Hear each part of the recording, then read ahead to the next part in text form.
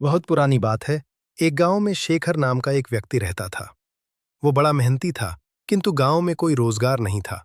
उसने सोचा कि मैं शहर चला जाता हूं। वहां मुझे मेरी योग्यता अनुसार मेहनत के पैसे मिल जाएंगे। ये सोचकर शेखर एक दिन अपने गांव से शहर की ओर चल दिया। शहर बहुत दूर था। चलते चलते शेखर थक चुका था। शेखर इतना थक गया था कि अब उससे बिल्कुल भी चला नहीं जा रहा था और वो थक कर वहीं बैठ गया। तभी शेखर ने देखा कि वहां से कुछ दूरी पर एक झोपड़ी है और झोपड़ी में एक घोड़ा बंधा हुआ है।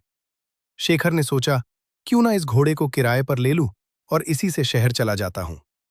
शेखर जैसे तैसे झोपड़ी पर तक पहुंचा। शेखर ने देखा वहां एक व्यक्ति खड़ा हुआ है।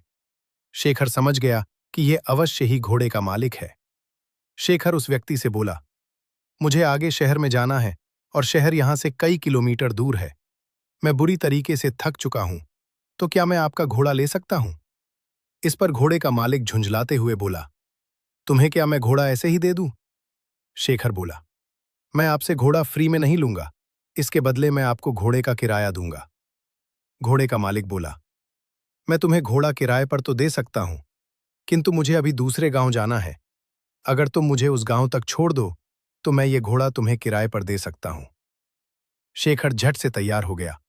शेखर घोड़े पर आगे बैठ गया और घोड़े का मालिक पीछे। गर्मी के दिन थे।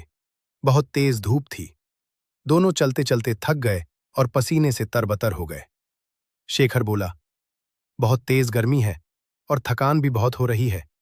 कहीं थोड़ी देर आराम कर लिया जाए। दोनों ने इधर उधर देखा, किंतु कहीं भी कोई पेड़ नहीं दिखा।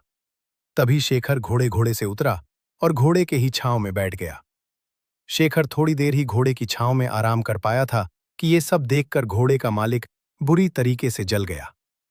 घोड़े का मालिक बोला, मैंने तुम्हें घोड़ा किराए पर दिया है, उसकी छाया किराए पर नहीं दी।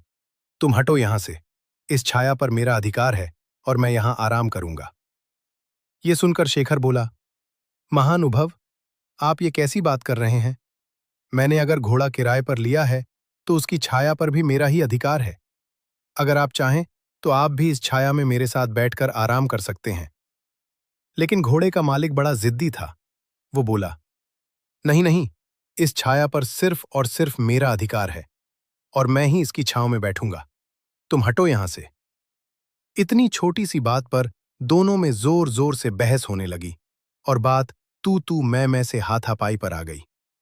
दोनों एक दूसरे से झगड़ने लगे और एक दूसरे पर लात घुसे बरसाने लगे। सुनसान जंगल में उनके बीच बचाव करने वाला भी कोई नहीं था। दोनों की लड़ाई देखकर घोड़ा भड़क गया